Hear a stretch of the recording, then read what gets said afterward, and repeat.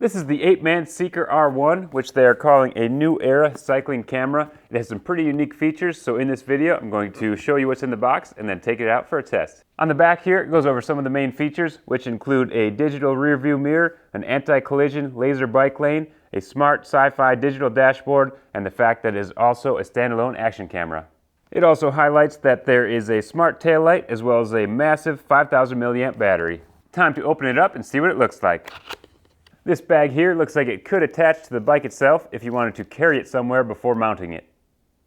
Here we have the camera with the SEEKER tail light, and it comes with 2 batteries, which is always a nice way to start out. And then we have the mount for the SEEKER on the seat post. There are also some extra thumb screws as well as a thumb screw wrench. Up top there's a bit of room for more accessories, and it comes with some zip ties and a pouch for the charging cables. Moving on to the next box, we have an accessory pouch with a sport protective frame and mount. This includes a frame for the action camera itself when you're not using the SEEKER tail light, as well as a charge port door and some different mounts. Here are some sticky mounts as well as the clips to hold it in place. And the last box here is another accessory pouch with the smartphone mount. It looks like a pretty simple clamp mount to put your smartphone right in your handlebars for easy vision. I'm going to take the camera out of the case, put a battery in it, and power it up. It looks like there is a lever here on the side to unlatch that, and then this comes out here so you can slide the camera out the side. Then the camera's battery door is right on the bottom here, so let's throw a battery in it and see if it will power up. Power button's right on the top along with the record button there, and we have power. This looks similar in size to other action cameras, and I do like how the lens looks. It gives a nice wide angle view, and it looks like there are quite a few shooting modes to choose from that I'll be getting more into later. Now I'm going to put it back in the case and see if I can get it connected to the app. There is a separate power button on the SEEKER unit itself, so just because the camera is on doesn't mean the whole unit is on. Okay, now everything is on. We have the flashing taillight as well as the laser bike lanes, and you can see there the camera's ready to go too, so I'm going to try to connect it to the app. Okay, now I'm connected to the Go Ape app. It was a really simple setup. I didn't have to sign up for anything. I just had to connect via Bluetooth, and now I have a live preview screen. So I'm going to mount it up on my bike and see how it looks.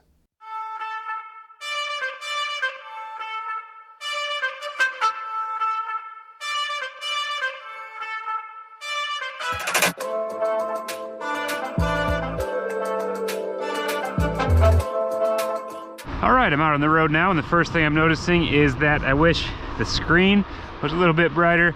Maybe a newer phone would be more visible, but out in daylight like it is right now, it's a little bit hard to see what's going on. I wasn't able to find a way to change it from kilometers per hour to miles per hour. There's got to be a setting in there somewhere, but I haven't found it yet. When you go into setup here, there are some options for different video quality as well as different taillight modes, but that is all I am seeing, so I don't know where the other adjustments would be. You can turn the taillight on and off right here as well. It's also pretty quick to tell you which way you're turning up here on these arrows. While the taillight is pretty noticeable during the day, the bike lanes are not. Definitely more of a nighttime thing, so I'll have to test that out at night and see how it looks. You can record on a loop, so you don't have to use so much space on your memory card. You can just use the pieces that you want to use after the fact. It also has a crash detection system that will record the segment of a ride if a crash happens, and it can be used as evidence in a hit and run case. Alright, now it's hooked up to Hannah's bike. I'm going to see how it looks from a different view. They also make an F1 version which has a front-facing camera.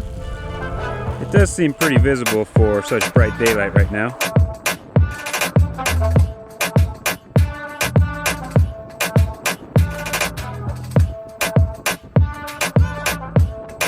Now I'm out at night, and right away the screen is much easier to see.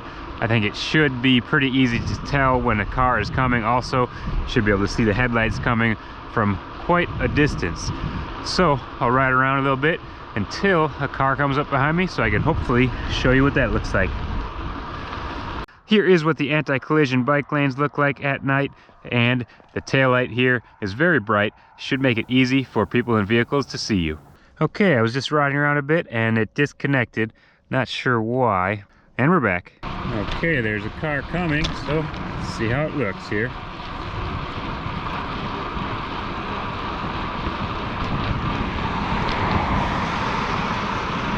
Okay, pretty easy to see the car coming, and the car saw me and went around, so success.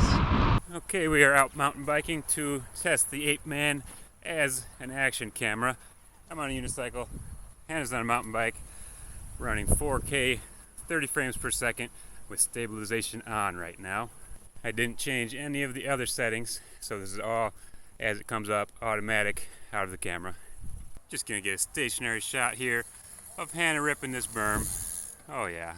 Okay, I just switched to 1080, 120 frames per second. I'll upscale it to 4K, but you'll be able to see how clean the slow-mo looks and what it looks like without stabilization.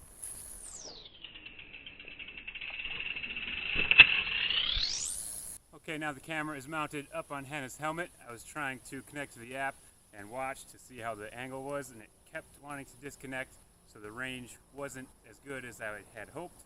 But we're dropping into one of the harder parts of the trail, so she's going to follow me down it and hopefully be close enough to get a good shot without being too close that if I crash, she runs into me. We'll see.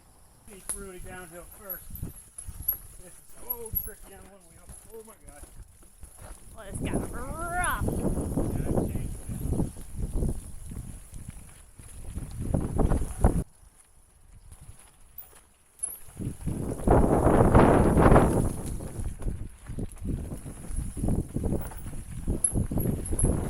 I just angled the camera down a little bit so it's more focused on what Hannah's doing. There's a fun downhill section here she's going to ride and see how it looks from her point of view when you're not following somebody.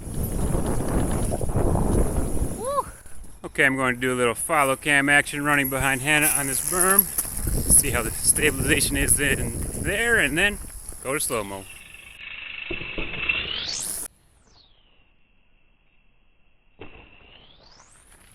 Now for a unicycle follow cam, Hannah over the log.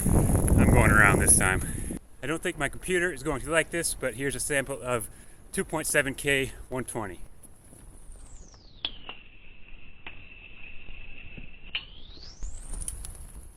Apeman considers itself to be a premium consumer electronics company that is focused on products for people that love the outdoors, and my wife and I fall into that category, so hopefully it will be up to our standards and we will continue using it. But I'll check out the quality soon, because that is going to wrap up this session as testing this as an action camera. Alright, it's time to wrap up my experience after using the apeman SEEKER R1. And first of all, I want to say I do like this idea. I think anything that adds safety to cycling is a great thing, especially on the road when you're dealing with cars. The more you can be seen and the more you can see, the better off you'll be. I actually tried something like this years ago with a different setup, and it didn't work out so well. There was just too much of a delay, so I was excited to see how much better it was with a live feed. During the day, I was a little disappointed with the visibility. In the bright sunlight, the screen was just not bright enough.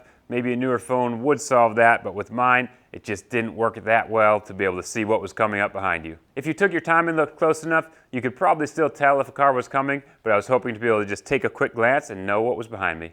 The tail light was bright enough to make a difference even in broad daylight though. At night, the visibility was much better. From the screen to the tail lights and the bike lanes, everything was much more visible and usable. I did have a problem where the phone would disconnect from the camera somewhat often. Again, that could be due to an older phone. I was using an iPhone 7, so maybe a newer one would not have that issue, or maybe a software or firmware update would improve things. While the SEEKER R1 is a product focused on features that provide a safe riding environment, it's nice that the S1 action camera is included in the package. As an action camera, I was a little disappointed overall. From the audio to the video quality as well as the stabilization, I was just hoping for a bit more. There are some manual settings, so you might be able to get more out of it than I did, but it's nice when auto can do the trick.